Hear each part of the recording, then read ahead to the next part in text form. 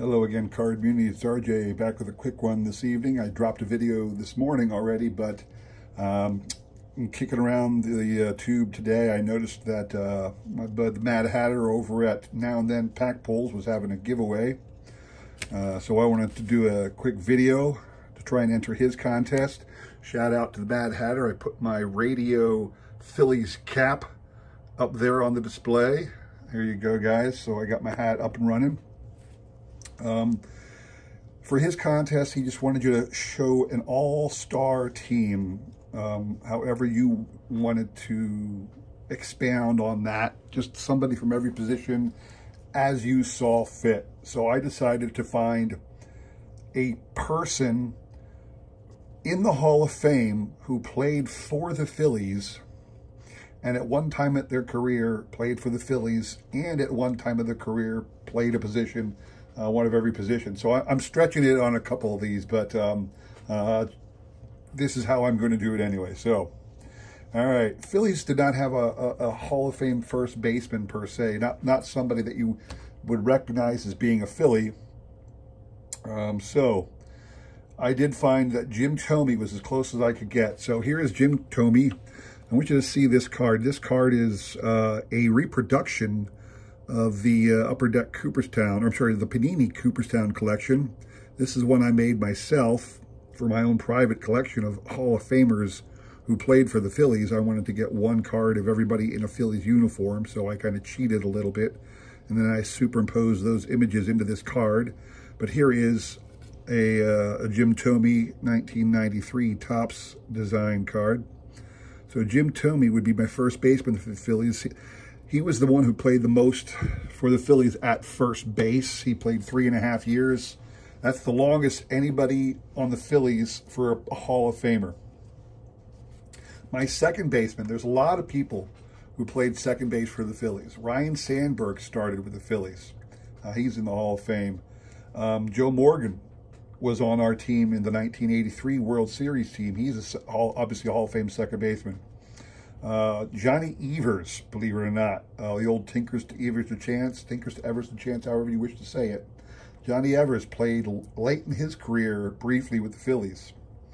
I'm going to choose Napoleon Lajoie. All right. Again, this is like a made-up card, so I could find a picture of him in his Phillies uniform, and then I popped it into this card that I made. Here is a card of Napoleon Lajoie from the 1994 Upper Deck Baseball, I think it's the 125th anniversary set from Upper Deck. So Napoleon Lajoie would be my pick for a Philly at second base. You can see he started his career from 1896 through 1900. He was on the Phillies. So he is the individual who would be a second baseman who played the longest at that position, who ended up in the Hall of Fame and at all played on the Phillies. No doubt who the third baseman is. Third baseman is Mike Schmidt, the greatest third baseman of all time, played his entire career with the Phillies. He actually has one of these Cooperstown cards. I'm going to have to get the original, but this is the one I made. And I have here his 1990 Donruss card. This is the year after he retired, so it's got his career stats. I just figured I'd pop that one down for you. So Schmidt gets the nod at third base. That's a no-brainer. And then shortstop. The only shortstop I could find was Dave Bancroft. Dave Bancroft played briefly for the Phillies. In the early part of his careers, he bounced around to a couple different teams. This is his Conlon collection card. You can see he started out with the Phillies. And, well, this isn't his Conlon card. That's one of his Conlon cards, but this is a back I pilfered for my made-up card.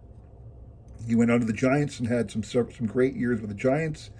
Then went on to the Braves, a little bit with the Dodgers, and actually finished up with the Giants again. So Dave Bancroft is in the Hall of Fame as a shortstop and played about 5 seasons with the Phillies early on. So that's my shortstop. In the outfield, first outfield I have is Sam Thompson. Sam Thompson, an 1800s era Hall of Famer. Great player.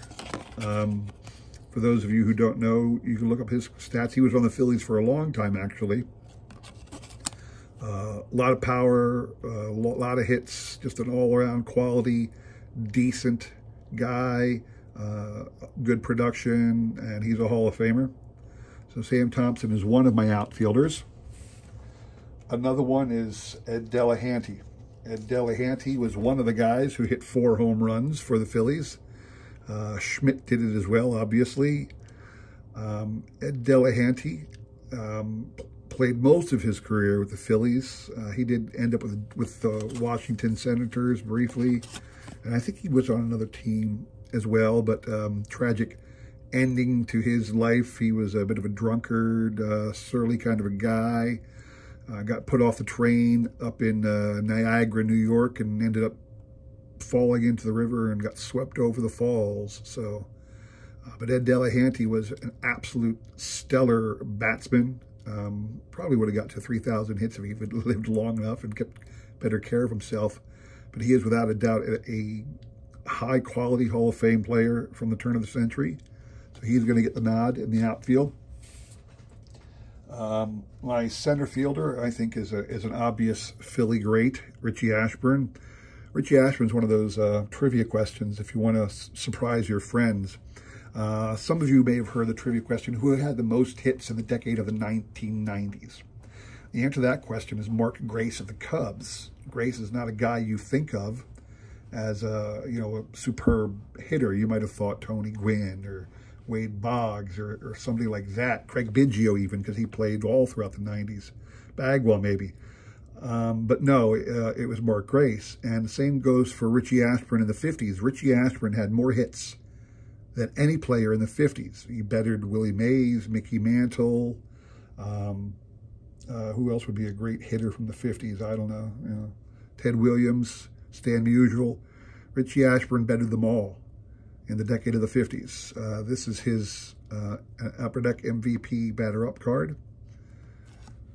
So Richie Ashburn gets the nod in the center field, outfield spot.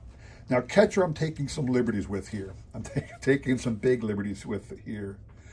My catcher is Jimmie Foxx, and everybody's going to blow a gasket with me because Jimmie Foxx wasn't a catcher. He was a first baseman. However, this is a picture of him in his Phillies uniform, and you can see he's kind of squatting, and he's got a catcher's glove on. Jimmie Foxx never played catcher for the Phillies, but he did play several games at catcher in the major leagues. Early on in his career, he was a catcher, and he did play several games in his career as a catcher. So in order to say I got somebody who played for the Phillies and is in the Hall of Fame and was a catcher, I'm going with Jimmie Foxx. So love it or leave it, there you go. My right-handed pitcher, I got a right-handed and a lefty. My right-hander is Grover Cleveland Alexander. Now, Roy Halladay would have been a great pick for this list as well. Maybe even Pedro. Pedro played briefly for the Phillies. Robin Roberts from the 50s era teams.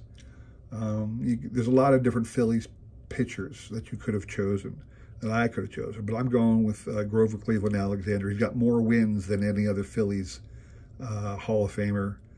So Grover Cleveland Alexander is definitely my nod. Here's his Conlon colorized version of his Hall of Fame card. And you can see that although he's technically in the Hall of Fame as a Philly, it looks like he probably played more games with the Cubs than he did with the Phillies. But he had much more success if you look at those win totals in the early stages of his career. So he's usually considered a Philly when they talk about him as a Hall of Famer. So Grover Cleveland Alexander gets my nod as my righty, and my lefty is obviously lefty. It's Steve Carlton.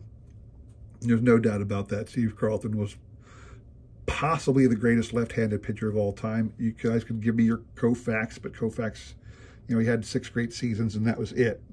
Lefty did it for years. You could tell me Warren Spahn did it for years.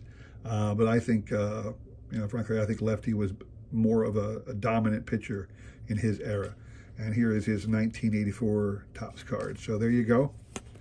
That is my starting lineup for the Mad Hatter over there at Now and Then Pack Pulls. Took a little bit of liberty with a couple of them. but it is an all Phillies Hall of Fame team. And hope you all like that video. I'm going to post it here and link to it into the Mad Hatter's thing, and try and enter his contest, all right? I want to thank you for watching. Take care.